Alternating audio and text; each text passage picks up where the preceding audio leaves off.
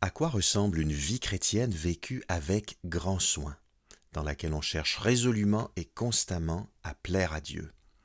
En Éphésiens 5, 15 à 21, Paul nous encourage à veiller à notre manière de vivre. On aborde une section qui couvre Éphésiens 5, 15 à 6, 9 et qu'on peut intituler « Conduite personnelle et relations au sein du foyer chrétien bien sûr ». Dans certaines des sections précédentes, Paul a sollicité la métaphore de la marche. Dans notre texte, en Éphésiens 5,15, le verbe « marcher » apparaît pour la dernière fois dans la lettre. Paul poursuit donc sa description de la marche chrétienne, toujours dans le cadre plus général de la vie de l'Église sur terre. Il continue de décrire, pour reprendre les termes d'Éphésiens 4,1, la conduite digne de l'appel adressé aux chrétiens. Dans notre texte, l'idée principale est donnée d'emblée, au verset 15. C'est une exhortation. Je lis le début du verset 15. « Veillez donc avec soin à votre manière de vivre. » Littéralement, à la manière dont vous marchez. C'est un appel général à la vigilance, une exhortation à mener notre vie chrétienne avec sérieux, à viser l'excellence dans notre comportement. L'exhortation principale du verset 15 est ensuite appuyée par trois contrastes. Les chrétiens doivent choisir ceci plutôt que cela sur trois plans.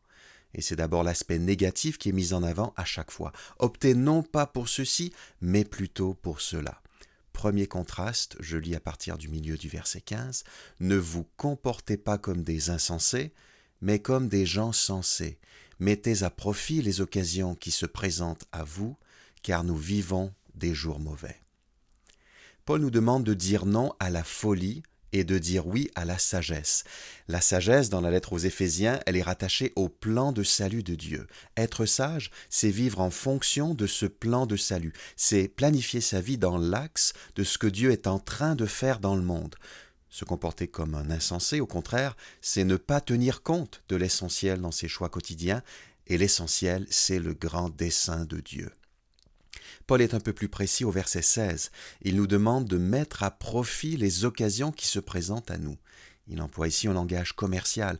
Les traductions plus littérales nous parlent de racheter le temps. C'est un langage figuré qui signifie tirer le maximum de chaque occasion qui se présente, utiliser le mieux possible le temps mis à notre disposition.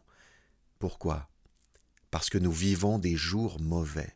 Pour Paul, l'époque présente est mauvaise. Elle est caractérisée par le mal. Ce sera le cas jusqu'au retour de Christ. Mais les chrétiens, par leur union avec Christ, participent déjà au monde à venir. Comment est-ce que les croyants se situent par rapport à l'époque ancienne qui est en train de passer? Ils y cherchent des occasions de faire avancer les projets de Dieu et en particulier son grand projet de réconciliation de l'univers entier. Est-ce que mon emploi du temps, mes plans, sont empreints de sagesse? Est-ce que je suis conscient de la brièveté de la vie terrestre? Et est-ce que je cherche à mettre à profit les diverses occasions qui se présentent à moi, les rencontres providentielles, les circonstances orchestrées par Dieu? Deuxième contraste, au verset 17, « C'est pourquoi ne soyez pas déraisonnables, mais comprenez ce que le Seigneur attend de vous. » On ne devrait pas être déraisonnable, ce serait retourner à un mode de vie païen qu'on a examiné en Éphésiens 4, 17 à 19 dans le chapitre précédent. Ce qui nous est demandé ici, dit positivement, est très simple. Comprendre la volonté du Seigneur, comprendre ce que Christ attend de nous.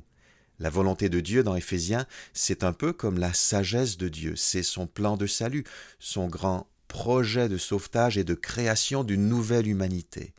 L'encouragement ici, c'est de vraiment comprendre et saisir cette volonté de Christ, qui pourtant a déjà été révélée.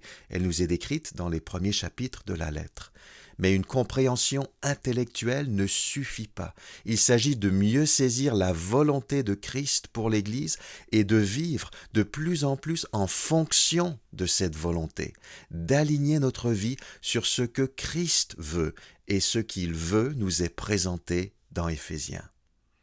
Quand on parle de la volonté de Dieu, souvent on a à l'esprit les choix plus immédiats qu'on doit faire, les décisions à prendre devant les options qui s'offrent à nous. Pour Paul, cette dimension plus personnelle de la volonté de Dieu est certes importante, mais il pense surtout à la volonté de Dieu à plus grande échelle, le progrès de l'Évangile pour la réconciliation de tous ceux qui croient. Ce que Christ attend de nous, c'est que nos petites décisions dans la vie de tous les jours s'inscrivent dans la grande volonté de Christ. Nous sommes tous engagés dans le projet divin de réconciliation. Notre histoire personnelle fait partie d'une plus grande histoire et toutes les exhortations pratiques de la lettre aux Éphésiens découlent de ce beau projet. Troisième contraste au verset 18, « Ne vous enivrez pas de vin, cela vous conduirait à une vie de désordre, mais soyez remplis de l'esprit. » Pourquoi une allusion aux excès d'alcool? Sans doute pour rappeler que la vie chrétienne se distingue du mode de vie païen dans la ligne de ce qu'on a vu à partir de Éphésiens 4, 17. Aussi, pour faire contraste à l'encouragement positif, soyez remplis de l'esprit ou soyez remplis par l'esprit. La nuance est fine et les deux traductions sont possibles. Rempli de l'esprit, on est rempli de la personne de l'esprit. Rempli par l'esprit, c'est l'esprit qui nous remplit sans doute de Christ, un thème présent ailleurs dans la lettre. Peu importe la nuance retenue, l'idée est que l'esprit prenne le contrôle de notre personne, qu'il nous dirige complètement. Dans la suite et la fin de notre texte, les versets 19 à 21, on a les résultats de cette plénitude. Qu'est-ce qui se produit concrètement quand on est rempli par l'Esprit? D'abord, on chante. Verset 19, « Ainsi vous vous entretiendrez par le chant de psaumes, d'hymnes et de cantiques inspirés par l'Esprit. » Je m'arrête là pour l'instant. On voit ici la dimension horizontale du chant chrétien. Nos chants encouragent les autres chrétiens. Mais le chant comporte aussi une dimension verticale puisqu'il s'adresse souvent à Dieu et à Christ. Je reprends la lecture au milieu du verset 19. « Vous louerez le Seigneur de tout votre cœur par vos chants et vos psaumes. » Remarquez la précision « de tout votre cœur » qui signifie « avec tout votre être, avec tout ce que vous êtes ». On exprime à Dieu notre louange par le chant, avec passion, avec ferveur, avec un amour intense, une gratitude profonde. Est-ce que je prends au sérieux les moments de chant dans l'Église?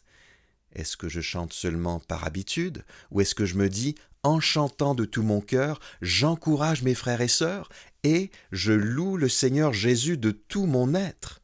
La louange musicale devrait avoir une certaine intensité, quelles que soient les différentes formes qu'elle prend et la diversité culturelle qu'elle manifeste. Un deuxième résultat de la plénitude de l'esprit, c'est la reconnaissance. Verset 20. « À tout moment et pour toute chose, vous remercierez Dieu le Père au nom de notre Seigneur Jésus-Christ. » Voilà un bon indicateur de l'action de l'Esprit en nous. Il nous pousse à dire merci à Dieu. À tout moment et pour toute chose. La gratitude se manifeste régulièrement et constamment. Elle devient une habitude de vie. Les chrétiens contrôlés par l'Esprit habitent dans une ambiance de reconnaissance sincère qui s'appuie surtout sur l'œuvre de Christ au nom de notre Seigneur Jésus-Christ. Est-ce que la reconnaissance est évidente dans mon attitude? Ou est-ce que je suis plutôt porté à me plaindre sans arrêt? Je veux laisser l'Esprit me diriger et la reconnaissance suivra. Troisième résultat, la soumission. Verset 21, « Et parce que vous avez la crainte de Christ, vous vous soumettrez les uns aux autres. » La crainte de Christ ici, c'est un respect révérentiel qui reconnaît la seigneurie de Christ. Parce que vous avez la crainte de Christ, vous vous soumettrez les uns aux autres. Notre texte se termine par une virgule. Pourquoi? Parce que c'est précisément cette idée de soumission qui est développée dans la suite. Paul précise cette dernière idée à partir d'Éphésiens 5, 22 jusqu'à Éphésiens 6, 9. Il y a deux manières de comprendre ce verset 21. Certains y voient une soumission mutuelle de tous les chrétiens les uns aux autres, qu'on pourrait prendre dans un premier temps indépendamment des développements qui suivent. On pourrait dire par exemple que tous les chrétiens doivent se rendre serviteurs des autres chrétiens.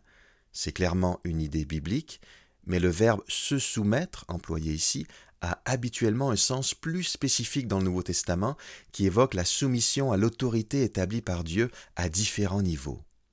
L'autre manière de voir les choses, qui me paraît plus prudente sur le plan de la méthode, c'est de dire la notion de soumission ici doit se comprendre en fonction du contexte et elle est déterminée et définie par ce contexte.